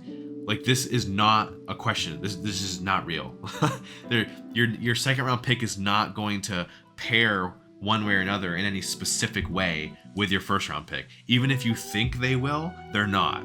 Because like someone be like, oh, well, this one covers their resist. You can refer to like general type synergies. Like, oh, if I have a water and a grass type, you know, they'll cover each other's weaknesses. And it's like, well, I mean, in a very abstract type chart sense, sure, but it's really going to depend on what you're going against. Like, for example, and I'm just, you know, making this up, but if we were to think about, you know, something that hits water super effectively and fire and grass super effectively, we could be like, oh, you know, my water and grass type have synergy. Well, what if you're facing like a Rotom Heat? Then, and Rotom Heat's not a good Pokemon. I just went by types. Then suddenly the matchup is as such where these aren't even a core at all. They don't pair well together. They don't cover each other's weaknesses. They're not a core in any sense of the word. So that's just like a more tangible example. So get that out of your mind. You're not pairing your first round pick with your second round pick necessarily. This is not a thing. Don't do this. Don't think to do this. This is not real. So what do? It's much more simpler. You take the best Pokemon available. And what this ends up doing is like your draft's kind of having a lot of different varied identities. If you're just taking the best Pokemon that happen to be available to you, you can have all sorts of different combinations. You can have Valiant, Chi-Yu and Garchomp. I think Bopin here is something really interesting, which is like Garchomp, Ogerpon, Wellspring. That Tentacruel is an ugly ass pick, but you get the idea. When you start trying to focus on these like abstract, meaningless pairs, you start like drafting the same fucking thing, or insisting that every round one has to get taken with every like 3 or 4 round twos, and it's just not real. It's not real. Just take the best Pokemon on the board. Now, the best Pokemon on the board can mean different things to you. And one of those things might be ways it enables your pick one. Maybe it is, maybe it isn't. It doesn't have to be. It can be, you know, the amount of utility it might provide for your draft overall. Like, it could just be the next best hitter that just blows the fuck everything up. It could be the fastest Pokemon on the board. It could be anything. It's up to you, and you know, however you evaluate that, to the extent that you're right or wrong, is going to make or break your draft. But the idea that like, oh, my first pick is Sneasler. My next round pick has to be this so that they pair well together. These interactions are matchup specific. They don't exist. Depending on the matchup, your Sneasler is the actual pair in that matchup is gonna be fucking Hydrapple. Actually, that's how it's gonna play out. It just depends on what's on your team. Certain Pokemon will interact with each other more or less depending on, you know, the opposing side. Another one, Alomomola. No one's taking Alomomola round 2 for obvious reasons, but the thing is, like, depending on the matchup, your round 1 is probably going to be directly covered more by Alomomola than it is by Latios, just depending on what we're talking about. So I think I've beaten that into the ground. Fair enough. Hopefully that was easy to understand. Now we're into the next pick. I told you that this round I was going to take my Terra. That is going to be the case. I was doing some homework in here, running back a bunch of different draft plans. I don't remember if these are in the last recording or not, but Terra Thunderous Eye went off the board. That was one thing I was interested in. So the only Mew went off the board, and also Blaziken went off the board. So it's especially important that I take Ogerpon this round, I'm pretty sure, because nothing is going to be left for me if I don't. If I'm lucky, if I'm really lucky, if Terra Necrozma were to make it back to me, then that'd be really nice. I'm not confident that it will, but I've been running through all these different plans. Again, Registeel at the bottom. I really like Terra Regidrago, possible Cresselia. I didn't write it down, but also like Articuno Galar is an interesting something I could have in the place of Cresselia if it came down to it on a draft that doesn't have Necrozma. But the situation that I'm trying to account for is I want the strong Terra. I probably want 2 of them, maybe 3 if I'm lucky. But I need something that's going to reliably check Great Tusk, because that's one of the main things that I don't have a lot in the tank for. Going back to like looking at the top threats, these Pokemon, if I get like a bulky Psychic, these Pokemon are also typically good into Valiant. So I'm looking at like Cresselia, Necrozma, Articuno Galar, you know, one of those. There's a Regidrago, which is a great resist. It's kind of like, it shares some resist with Primarina, like against fires, so it's not too overburdened. Also, it's just so bulky that as a tank, it can just, you know, take hits from anything if I need it to. So it's just kind of a good, like, you know, anti-Mickey reinforcement, and it's so cheap. Drago Terra, like, honestly, is really, like, 6 points is nuts. And then there's Registeel. I need as many, I mean, at least one, because, like, it's not a given that I get Cresselia, but I need at least one, like, major special tank. One of the Pokemon that I'm looking at as potential danger is Iron Bundle. This, like, kind of a barometer for, like, a special tank is, like, is this thing going to take a Specs Pump, like, once or twice? I also have the Iron Hands, which I can add as an AV in that matchup if I need to. I don't remember who has Bundle. Oh, Vic has Bundle. My hands will be kind of full in terms of the special offense because of the Raging Bolt. And you know, there's Terra and Namorous I just took, so yeah, it will be good to have multiple that can do that role. So yeah, we're gonna see how it plays out. Again, it'd be really nice if I get the Terra Necrozma as a secondary Terra. I may or may, if that happens, I may or may not get Drago with it. It just depends on the points. It's kind of tough to spend 2 for these, you know, last 2 slots, but we'll see if I get lucky. But in terms of, like, the reason I was getting into the plans that I've drawn out is that in the world of anti-Mickey, there isn't a lot. A lot of the prankster T-Waves that I wanted are gone. Thundurus, Klefki. I think Sableye is the only one left, and that could be something interesting to consider, and I might find a way to jam it on, which you might see when I come back if I figured out a way to maybe jam that on. I kind of just fully relying on, you know, speed and, you know, bulky stuff that's going to live a hit and KO back. We want some more, you know, T-Waves and stuff like that. I think Ogerpon, because it always gets the speed boost off the Terra, if something is setting up, I will always outspeed it. I will always hit it hard, or if I can't hit it hard, I will always encore it. And then also, if I don't want to use this Terra, it's still like a good spiker. It's still a general good Pokemon without Terra. But it's looking like with all the Terras gone and like how low on, you know, anti-Mickey, how low I am on that, I think Ogerpon is a Pokemon that I have to pick. I really want Necrozma, and it does save me a few points, but I think Ogerpon is a must pick, and I have to pick it now. If I don't get it, that's just really gonna, you know, hurt me. So yeah, I'm gonna go ahead and all right, my pick is up. Truth be told, actually multiple picks have happened. This draft actually bled into the week, and so I was at work when multiple picks actually came up, and obviously you don't want to hold the draft. I'm not gonna like, oh, hold on, I'll get home at 4 o'clock and then I'll make my pick so I can record a video. So I'm just gonna cover basically what I decided. Last pick we made the Ogerpon pick, and as like I said before, there are certain roles that I've written out here. I don't remember if I had them before, but I have them here now. There's also Valiant, Eater. I already have an Eater, Valiant, Drinker, which could be there. But so we knew that we want a bulky Psychic. Cresselia is one of my favorite Pokemon in general, so I'm totally fine having that. Necrozma is the best Pokemon on the board, so those are 2 things to consider. But it definitely was contingent on what was going to come back to me. And I made like a few different plans based on like the different routes that I could go. There's actually one missing. I'll put this one here. I don't end up going with this one.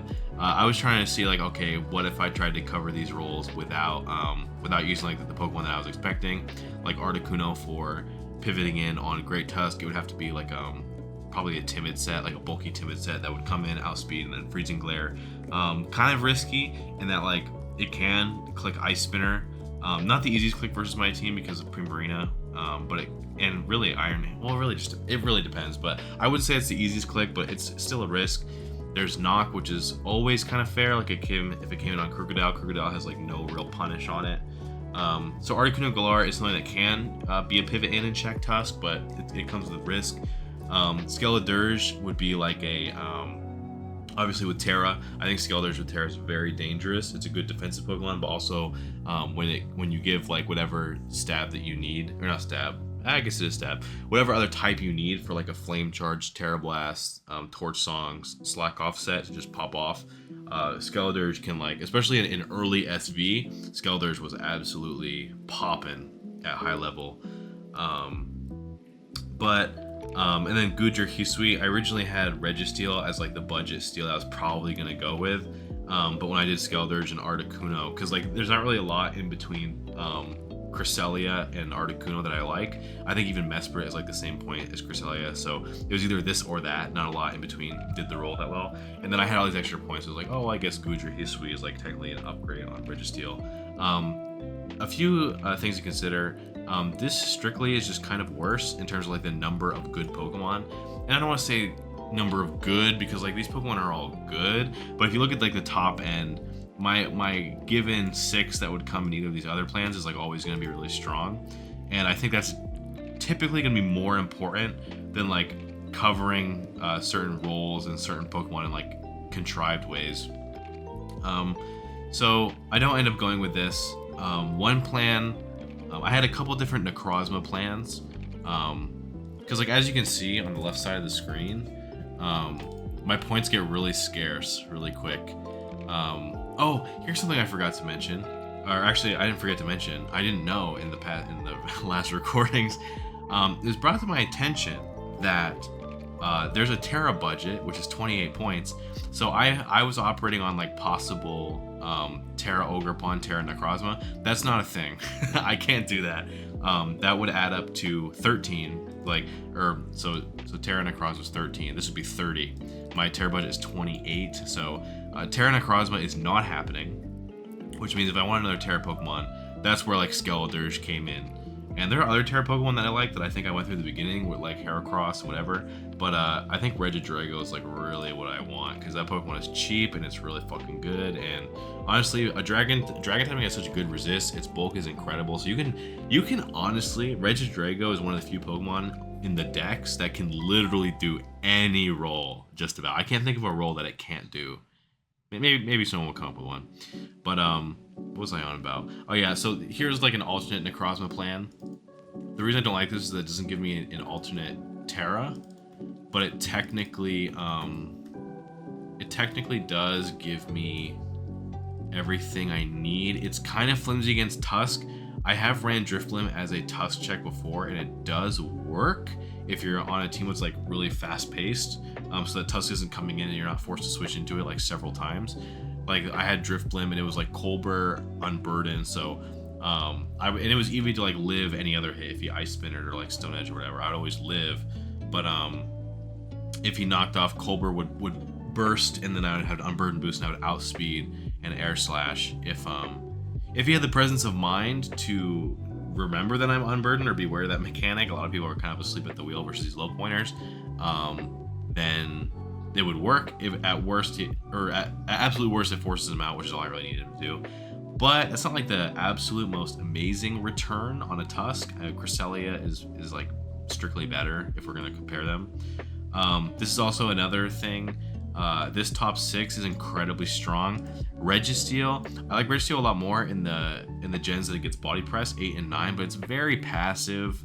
So I don't. Basically, my thought was, and this is actually the similar thought that I had with this draft, is like I don't know how much I have to weigh like giving up the strength of like a top 6 or a 7 with having passive Pokemon that technically work in terms of like filling roles and stuff like that. So yeah, I didn't end up loving how these points were. I did like war game like a lot of different Necrozma Regidrago combinations, and like, okay, how am I gonna spend the 2 points in a way that's gonna like patch up the draft? And the answer to that is like it's not going to. There's no world. A lot of people do this. If you have an important role or an important responsibility on your team, a 2-pointer is never going to solve it. A lot of times a 6 or a 7-pointer is never going to solve it. So a lot of people will, for example, like reach to this point in the draft, as I have done this, and see that they have no removal, and they're like, oh, I have 2 points, let me go jam a fucking Sand Slash on here. Like, it's not gonna happen.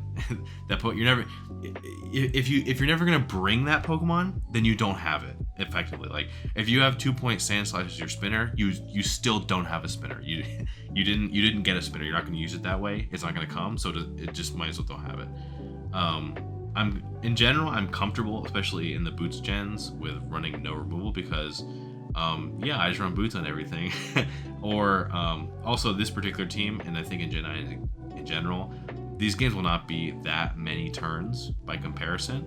So I'm comfortable running boots on 2 or 3 things a week if I have to, and then I also just don't think the games will be that long. I don't think I'll be switching around so many times to where I'm racking up all sorts of chip. So yeah, to answer the question of what I ended up taking, I took Necrozma because it's the best Pokemon on the board. I thought like, okay, I love Cresselia and it does shore up my Great Tusk matchup a lot, but it is pretty passive, and I don't know if that's worth it.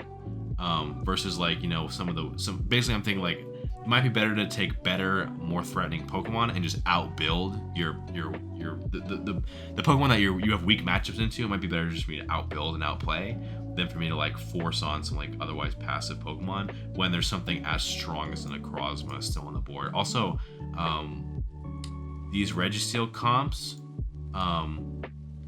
it's funny because like Cresselia is better into Tusk, but when your only rockers are Crook and Registeel, that's actually a bad Tusk matchup because it comes in so freely on both of them that yeah, it's not that great.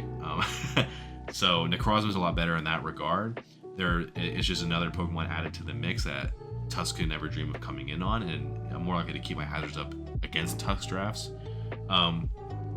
With that in mind, my 2-pointer, I'll get into it, you know, my next pick, but we're looking at trying to shore up like a niche here, or like a minor weakness. That's really it. That's all we're gonna do for 2. There are a few options that I like in 2.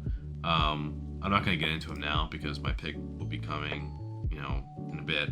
But yeah, I ended up taking Necrozma first and then the Terra Regidrago. I want to have 2 Terra options. I also, like I've said this from the beginning, 6-point Terra Regidrago, that mon is really fucking strong. And my Terra budget's only actually like 20. I only use 23 out of my 28. But like Ogerpon and Regidrago, it's just so strong. And I was like, okay, if I'm not going to be able to fit some of the mid-tier ones like Heracross or whatever, because it's kind of an awkward fit, like I really want to make sure I get Regidrago instead of going like Registeel, Drifblim, and then I have all my eggs in the Ogerpon box. Now the thing with Ogerpon is like it's really strong. Obviously, I'll probably be bringing Terra most weeks, but it is very, very functional without Terra as just a spike lead or really just a regular Pokemon that's kind of revenging. Grass is not an amazing offensive type, so there are gonna be matchups where like it's not gonna be plowing through everything. And in those situations, like it might be nice to use Ogerpon in like a different role and then have like a Regidrago in the back, because like Regidrago, honestly, what's the main limiting factor on Regidrago is that it's always one move away from breaking a team. Usually it doesn't have any moves to hit fairies in particular. It has Earthquake to hit steals, but anything that's neutral to or resist or immune to EQ that also resists dragon, it's not going to break through that either. It has like Fire Fang, but not very strong. But when you introduce a Terra Blast on this thing literally smokes every Pokemon. Now it's never going to be that simple in the builder, obviously. But yeah, I do think that there will never ever be a matchup where one of Ogerpon and Regidrago can't seriously crack some skulls open. So yeah, very satisfied with this pick. And then I only have 2 left. And yeah, I'll get into the types of things I'm considering with the 2 pick. Because like, I don't know, the pick itself isn't that important, but the things to consider can mean for some like worthwhile, you know, pondering. So yeah, when we get there, it'll be a while. It might even be tomorrow. So we'll see how long it takes to get through. But yeah, I'll see you then. All right, so we're back. This is the last pick of the draft. As I said before, we kind of ended up going top heavy is not the right word, but with the remaining points I had, I think like going into the last 2 rounds, I had like 20. I did not decide to spread those evenly to have like the most technically well-rounded and technically sound draft in terms of roles. So now we have 2 left. This like individual pick, this 2-pointer, it's not going to come to many games. Who knows if it even comes to any at all? But there's kind of a when it comes to like weighing what we're gonna consider for this pick, there's kind of a lot of like useful things for, how do I put this? There are a lot of useful things to talk about in terms of broader draft analysis, even though the actual pick itself isn't going to matter. So I'll tell you what. First, we'll look at our draft. They're all the same here now, just because I think there are like 3 2-pointers that I have in mind that I might go with. But if we look at this, obviously, just taking a look, it's clearly very offensively threatening. There's a decent amount of fat in the form of Hands, Crocodile, Primarina, Necrozma, and Regidrago. Also, a ton of offense, which is really what I think matters a lot, particularly in this gen, is that there are a lot of ways to win, a lot of ways to do damage. I'm never going to have a matchup where, like, I'm going to struggle to make offensive progress. It'll likely be, like, trying to outmaneuver the opposing offense more than anything. I ended up sacrificing on, like, tanking and defensive stops to other things, which all in all is probably the right decision in this gen. Maybe not as much the right decision in other gens, which maybe one day we'll talk about, maybe we won't. But if we look at roles, I don't have removal. I do have 2 rockers, 1 spiker, so I think hazard wise we're pretty good. I'm personally not a hugely particular person when it comes to speed tiers. I'm not like, oh, I need to fill this speed gap. Like, I don't care that much about that shit. It's not to say they don't matter at all, but I don't lose sleep over stuff like that, like I might other things. But we do have 125, 110. 92 isn't a terrible speed tier.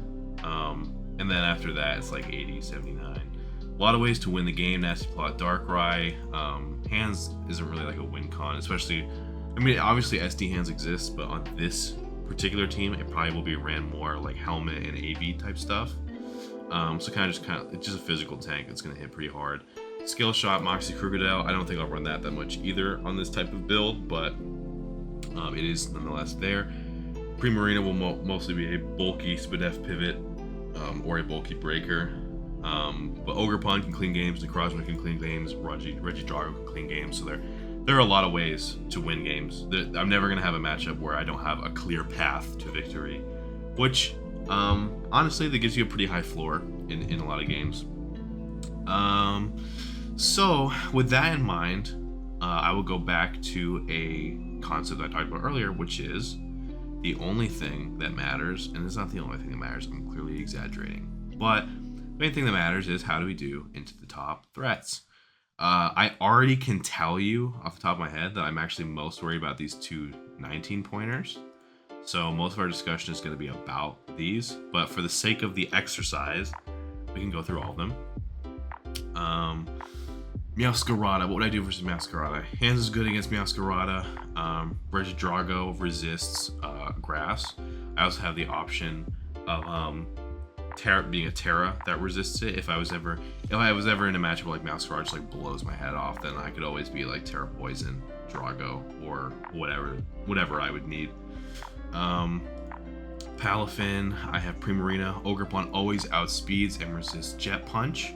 So, and Regidrago also will easily stomach like coverage Ice Punch, resist water. So Palafin is dick against me. I have Darkrai, so I don't have to worry about that. Garchomp. Garchomp, it's not a Pokemon that like immediately destroys me. But it is like a good win con against me if someone else were building a team. The main thing that's most notable is like my only ground resist is Ogerpon. Not a terribly bulky Pokemon, and also not a Pokemon I really want to use in such a way as like a dedicated, resist. Like I'm not trying to use this Pokemon defensively. Doesn't mean there will be situations where I have to, and it just is what it is. But that's actually going to be a reoccurring theme here, so I'm gonna write that down. Ground resist, because this is gonna affect the Tusk conversation as well. But yeah, Garchomp, I definitely can envision ways that I will beat a Garchomp, but it's something to consider. It's something I can shore my matchup better against. Greninja, I think this is a pretty solid anti-Greninja team. As I said before, Ogerpon will always revenge it. I think Battle Bond is kind of a different situation, but there's ways to get around that. It's never going to one-shot Necrozma, never going to one-shot Drago. Gunk Shot forcing Gunk Shot on Greninja is actually pretty nice, and also like I could be a Kibia Berry Lure, or I could just live. I honestly could just straight up live. There are also like AV Darkrai sets that could be interesting. If he wants to kill that, it'll have to jam on Low Kick. Not a fun thing to jam on. And that's not to say that like, oh, Darkrai is a Greninja check. Not what I'm saying. I just mean by sheer volume of team builder, if I'm like going against a Greninja I have multiple lines of defense. It's not gonna it might get a few kills. It's not gonna run through my team. It also might get 0 kills for the record. Like I don't necessarily think it's an amazing Greninja matchup. We can kind of look at this particular team. It's Lexi who has the Greninja. At this point, I don't think Lexi has picked any Terras.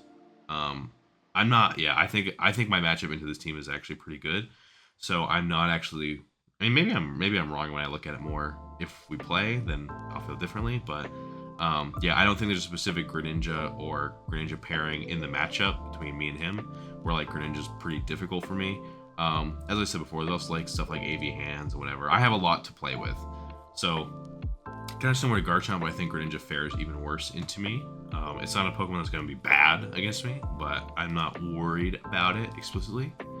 Terapagos, Terapagos is kind of tricky. I do not have a normal resist, which is something to consider.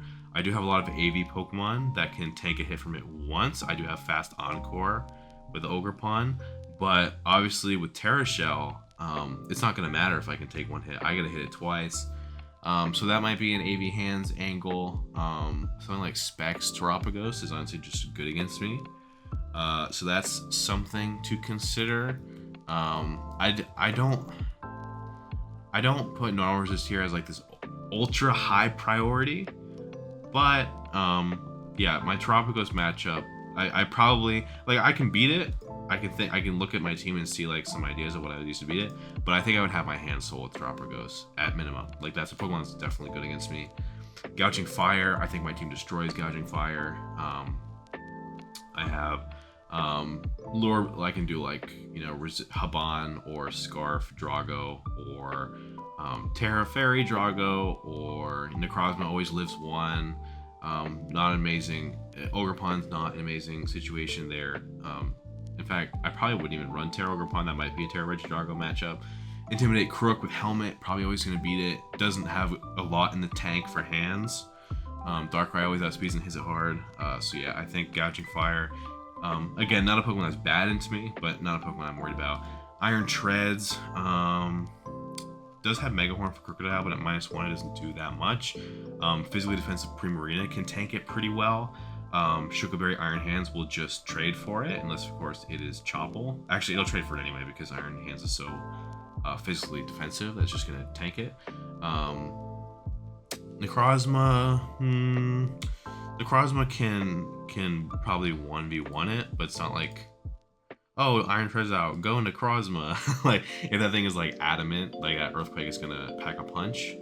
Kind of following the same theme, the lack of a ground resist, I can pivot on Ogerpon, but if it's like Crocodile versus Treads, Megahorn is a mid ground for Crocodile, Ogerpon, and Croz. Now that's probably a situation where I go Primarina, and then I'm probably good if that happens. Versus Iron Hands, he pretty much has to Earthquake because I can take an Earthquake anyway and just KO back, but Mega Horning into an Iron Hands because I'm Shuka, like that'd be a all-time horrible play. Roaring Moon, the worst Pokemon of all time. My team destroys Roaring Moon, Iron Hands, Crocodile, Primarina. Yeah, that thing's ass. Sneasler.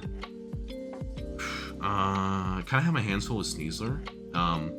I did want to take, in general, when it comes to like Sneasler, checking Valiant, stuff like that, I do like to take poisons, cheap poisons. But Ghosts also beat Sneasler, and I think I can patch up a Valiant weakness. I'll put Poison / Ghost here for now, but that's something to consider. There are a lot of niche, cheap poisons that just straight up, invalidate Sneasler. There's a main one that I'll definitely be putting up when we get into it.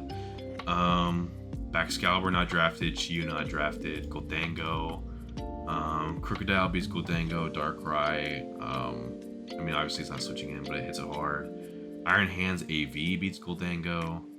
Necrozma, not an amazing Goldango exchange. It's not horrible, but it's not great. Primarina can eat from it, but it's questionable what it does back. I think by virtue of Goldango not being that fast, I think I have a lot to beat it.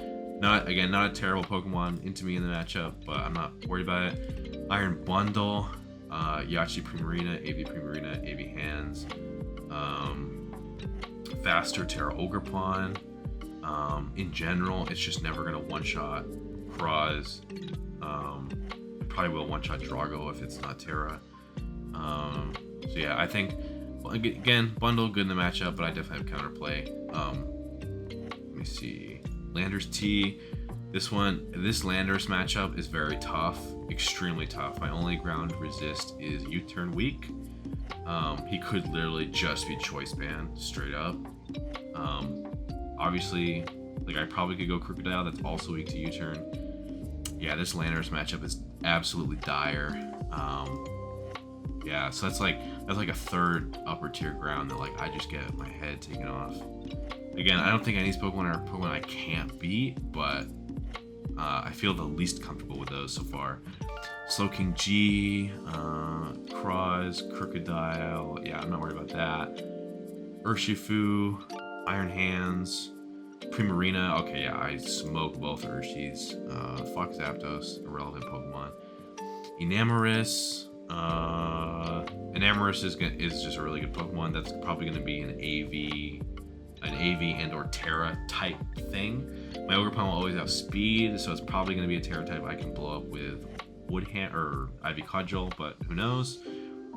Possibly an AV Primarina or a Drago kind of situation, or it could be Resist Berry Iron Hands. Just going to depend. But you're never gonna make like one Pokemon. Oh, I'll just add a 2-pointer, and now my Enamorus matchup is saved. that's a Pokemon you're gonna have to out prep. That you're not gonna outdraft an Enamorus. That's just not. That's not a thing. Latios, Primarina, Cross, faster Darkrai. That's fine. AV Crocodile's also on the menu for that. Raging Bolt. Raging Bolt's good as fuck against me. Because my Draco Immune is weak to electric. There is like an AV Hands, AV Crocodile thing that can be going on here, but neither of them hit it back that hard. I think that's just something I have to deal with. Similar to Enamorus, I'm gonna have to find a way to outmaneuver that in prep. I have a really strong team, but I can't just... I don't know what it even looks like to have a prep that's like, oh yeah, Raging Bolt just sucks here. Like maybe it'll come down to forcing a Terra type, but I don't think I even do that here. Like it could just be Terra Dragon, and that'd be good against me. It wouldn't be Terra Electric. It wouldn't... it won't be Poison. Either way, it's just something I'd have to think about in the builder. It's not a Pokemon that I can afford to worry about because I'm not going to remedy it with 2 points. And I'm not sure any one pick is going to remedy a Raging Bolt matchup. I don't think that's just not, it's not real. It's not a real thought. Annihilate, Darkrai, Ogrepon. It really just depends on if it's bulked up or if it's AV or whatever the set is. But Encore kind of puts it in jail. We do have Intimidate Crook on a Drain Punch, then I would probably like double the Primarina on the Fight move and then hit it with Moonblast. Yeah, so I think I have counterplay against that. Ogrepon Wellspring. Ogrepon resists both hits. It doesn't. Well, it's pretty strong against Iron Hands. Like if it does manage to get an SD, like I think I get SD on Crocodile in theory. It's walled by Rage Drago. It has to have Play Rough, but a +2 Play Rough is never killing Drago. So, yeah, I think I'm comfortable against Ogrepon. I think Sparkle Ball, Primarina puts Sparkle Ball in jail. Iron Hands beats it. Drago beats it. Ursaluna, Blood Moon. This Pokemon's pretty good against me. I do have a lot of strong hits against it. It's really just the Crocodile that is going to come in on very easily. I think literally everything else I have to KOs it. So against Blood Moon, like I'm just gonna have to play very offensive to keep that thing off the field. And then in the event it does find an opportunity to get in, that might be, time for an AV Crocodile that can knock off, or I don't know if it has low kick this gen. I'm not sure. No Wake. I'm not worried about any of these Pokemon. Terra Iron Boulder, I actually respect. Also Terra King Gambit, but neither of them are drafted. So Gambit not being drafted is ridiculous. But I would say, yeah, I basically kind of go for sum of 13 and up, and then you're incidentally probably going to cover everything else.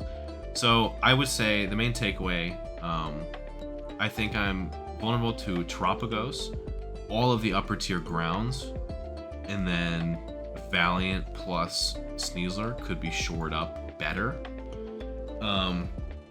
I think Valiant, of the group, Valiant is the one I'm most comfortable maneuvering around because I do have a lot of options for resist berries. I do have many faster Pokemon. I have Pokemon that will always live 1 in Necrozma or live multiple in Primarina. So Valiant's gonna be something to keep in mind, but it's probably lowest on the agenda of the group. So putting that in mind, let's go to the 2-pointers because that's all we can afford. And I've actually scrolled through these already. I'll cover the ones that have caught my eye, and I'll tell you if I like them or not. Kaparaja, it is a steel. It does have rocks. You would probably be running AV or Choplon every single week. It's okay. I don't know if I love it, but it does not resist ground, which is a huge red flag. Because like if you look at my team, you literally can run like banded ground type, and like I can't. What am I gonna go Ogerpon? Like I'll force you out 1 time because I'm faster, but that's not good. Not good. I'd probably have to pack like balloons on stuff, and maybe that can help me cling on. But Copperjaw is not gonna be helping that. Dusknoir. Dusknoir is a good one. Yeah, Dusknoir was one of the ones I was looking at. The reason is, 1, it walls Sneasler. Now Sneasler does get throat chop, but you're always eating it. It's fat enough where it's like always gonna live 1 from Valiant. I think like literally specs Shadow Ball. That's not even a good set into me. And I don't remember if there's anything else. Oh, it is immune to the Terapagos Terra Starstorm, and it does technically take EQs. Why is that just? Oh, this is Earth Power. Troll. It doesn't take him that well. There's this Landorus EQ. Now here's the problem. I was specifically worried about banned, and that doesn't change anything. I don't think Great Tusk would be banned into me, but yeah, this is a lot. And then there's also, I think if that were the case, I think my best bet would be like being Air Balloon, and then the click on switch would be like Knock. And so if Knock would do like 55. This is an adamant set. Would he be adamant versus me? Yeah, he would be adamant against me, so this is fine. So let's say it is 55. Does the next Headlong do? Okay, so Knock into Headlong could just straight up kill me. So Dusknoir is not going to help us against the grounds, but it does help us against Sneasler. But that's kind of it. That's kind of the only thing. The only thing that helps. So Dusknoir is on the short list, so we'll say that much. Gligar, let's see, Gligar. It kind of can take a chunk from Terapagos, but I don't think it does like anything back. Does Gligar get anything cool in the moveset? Let me see. It gets hazards, it gets spikes and rocks. It has Dry Pass and U-turn. That doesn't mean anything, we already knew that. It has a lot of good attacks. It has Gunk Shot, Knock. But most importantly, it doesn't do anything to Terapagos, so that's cool. Like, yeah, I guess it tanks from it, but it does, well, it doesn't beat Tusk because of Ice Spinner, so yeah, that's not useful. What else? I don't want another Grass. Meganium's just kind of cringe, also bad into Sneasler. Minior, neutral to CC, so that does like probably fucking 90%. Strevis would probably get blown back by any Knock. And Throat Chop, like it probably just straight up doesn't beat Sneasler. So Earthworm is immune. This is a Pokemon I really like, just in general. Earthworm. It is immune to Earthquake, which deters Band, which is kind of something that I think is good. So that's on the short list. I'm not gonna hold you. It's not like an amazing Pokemon. It doesn't have a lot of good clicks on Switch other than hazards. Sometimes Body Press gets it done. It usually does not. But This does substantially help shore up my ground resist, just insofar as it at least takes band off of a lot of things. I don't think Tusk or Landorus want to run, band into this. It's already possibly risky with Ogre Pawn, depending on how weak they are to Cudgel. Also, if I'm really worried about Sneasler, like, this is one of many Pokemon I could just slap a Chople Berry on. It is immune to Dire Claw, so I'm never gonna get haxed. So Earthworm possibly can just be. I think Sneasler, even without Chople, I think Sneasler just straight up doesn't Oko this. So there's that. I love Berserker, but it is dog, unfortunately. Quilladin, same idea as Meganium. Sandslash is dick. Swalot. Okay, Swalot obviously does not help the ground issue, but Swalot permanently and forever keeps Sneasler in jail. So that's the main attribute. And then also, if Valiant doesn't specifically carry Psychic, then Swalot's gonna wall that too. And it would have to bring Psychic coverage specifically for Swalot, because Fairy actually hits a lot of my team. It doesn't need Psychic for anything else. Like, Moonblast is very free. There's actually no Fairy resist other than Swalot. So yeah, I guess Valiant could straight up be Specs, which is probably another reason not to run Dusknoir. And that's it. And I've looked through the ones, none of them are appetizing. So here's the deal. Sneasler, I feel comfortable maneuvering around Valiant and Sneasler, especially to the extent I can detour Specs Moonblast. I think Earthworm can be Chople versus Sneasler and Valiant and just hit them back. Earth Eater makes it immune to ground, which is, and of these three Pokemon, is the only Pokemon that actually deters banded ground. I don't think it makes my ground matchup amazing, but I think it affects prep just enough to where it kind of eases the burden and the pressure off my other Pokemon. I think the general vulnerability to offensive ground is going to be something I have to contend with all season, and that's a sacrifice I chose because I want to have good Pokemon instead of Cresselia. And I don't mean like that. Cresselia is a good Pokemon. I wanted elite threatening Pokemon, giving myself as many chances to win as possible. And that's a sacrifice I picked. Also, Earthworm's just a Pokemon I really like. So it's always good to take Pokemon you like. Yeah, I think of the three, I think this is just clearly the best option. I have discussed the vulnerabilities of this draft. I feel like I can prep and play around them. And I think to the extent that Earthworm isn't an optimal pick, or to the extent that, Necrozma, Regidrago, Angle was suboptimal compared to going Crest, I think it can be helpful for the purpose of this exercise to go through the season, have some challenging matchups, and you guys can see how I build and try to account for and cover those vulnerabilities. But yeah, so I'm gonna go ahead and take Earthworm, and that's gonna be it. That's the end of the draft. I think it's the end of the draft video. So I hope you enjoyed. I hope you got something out of this. Feel free to ask me any questions.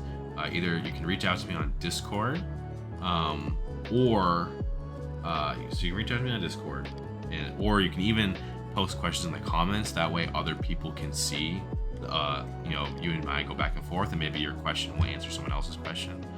But yeah, I'm sure I didn't cover every single thought that I have in here. I know I didn't discuss roles as much, which is a little bit in part because the meta, I think the rigid lines that of roles, I think, are less relevant in Gen 9 than they are in other gens. So that's kind of something that's up in the air. Maybe drafting with roles in mind, and when to prioritize and when not to. That might be better suited for a different gen.